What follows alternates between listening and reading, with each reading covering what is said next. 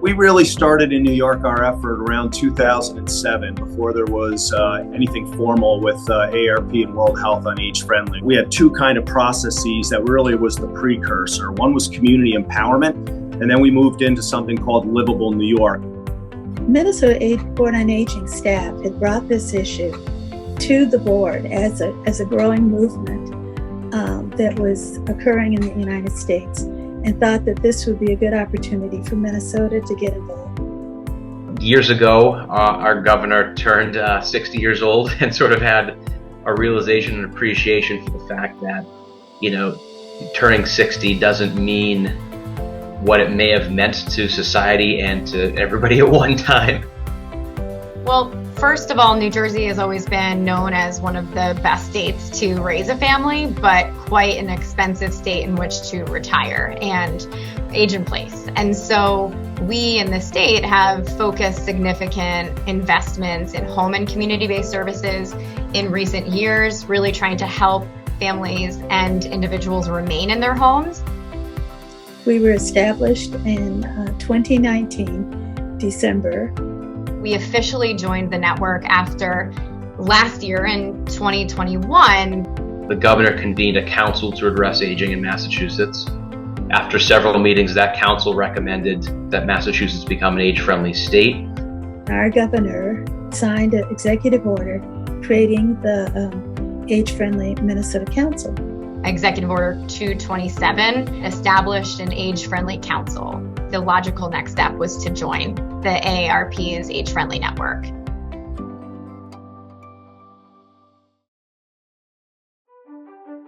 What we want to do is make sure that older adults, both through the built environment, access to transportation, safe, affordable, enabling housing, social inclusion, access to services, getting back in the workforce, are able to again successfully age in place and have those features in their community that are going to help them do that.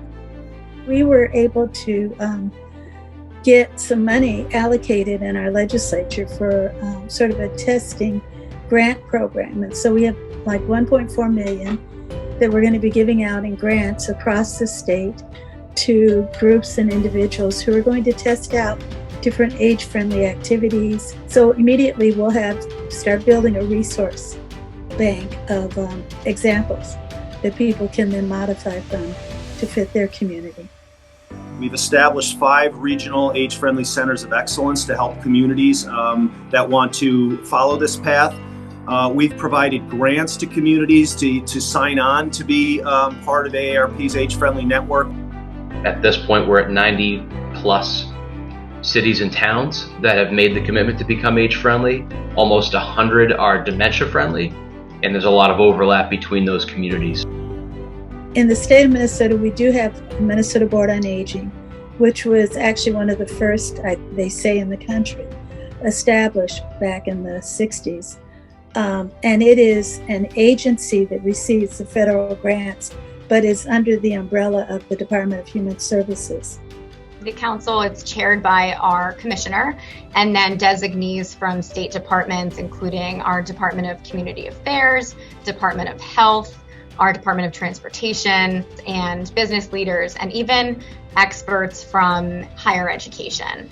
If we could create an ecosystem where all of these things could talk to each other and play well together in the sandbox, that was really the goal. Just to have it all be more coordinated and have different pieces aware of each other at even just a foundational level, if not being actually a partner and a collaborator. You got to kind of break this down. From a state perspective, you're covering the entire state. Why the legislature is important in the members is because they see the types of people that we're talking about and trying to help every single day, because they're at the community level. And so I think when you can articulate what you're trying to do from a top-down, bottom-up, so you're all rowing in the same direction, that's going to benefit their constituents in a whole number of ways, it's really hard to be a naysayer on something like that. Older New Jerseyans are a large constituency, and our demographics are rapidly changing in that direction. And so it's really just a matter of time until all of our local leaders and our statewide leaders have recognize the importance of focusing on and improving the livability of our communities.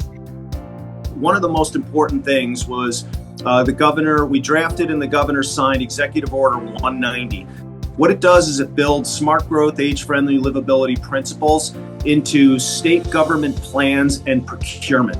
And what that means is when you start to change how you receive money and you have to address how you're going to address the 8 domains of age-friendly where appropriate, then that starts to change the dynamic at the local level in terms of putting pen to paper on how you're going to build some of these features into some of your projects. Age-friendly its model is not based on population. It's based on creative response within your community. And so it really gives us that opportunity to let those little towns, the 200-person town or the 5,000 population town, to really shine. There's things that you don't even know you're going to accomplish through this cross-sector collaboration, and things that come up like, we've had communities, advance fare-free buses on a local level that became on a regional level fare-free buses for a public transit system. We had a city come up with a downtown public Wi-Fi network. University of Minnesota became age-friendly. University has launched some really innovative aging programs, and our hospitals have jumped in. So we've got other partners who are jumping in under this age-friendly theme. When we set out to do these things, we didn't expect this stuff to happen, but it happens when you start listening to people and figuring out, like, these are issues that help everybody age well. One of the benefits of this has been the energy around people who've been doing this for a long time, people who have been implementing programs in different areas, and then inspiring others and local leaders to prioritize these issues and adopt practices.